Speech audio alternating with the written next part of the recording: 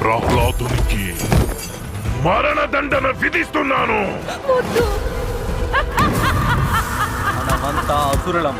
ఇటువంటి పిచ్చి ఆటలు గురుకులంలో ఆడకూడదు. ఆయన ఎలా కోరుకుంటే అలా నాతో వ్యవహరించగలరు. ఎందుకంటే ఆయన ప్రతి పరిస్థితుల్లోనూ నా స్వామియే. పిలువ అతన్ని. ఈ రోజే తేలిపోవాలి. ఆ ఇద్దరిలో పిరికి నక్క ఎవరో, సింహం ఎవరో.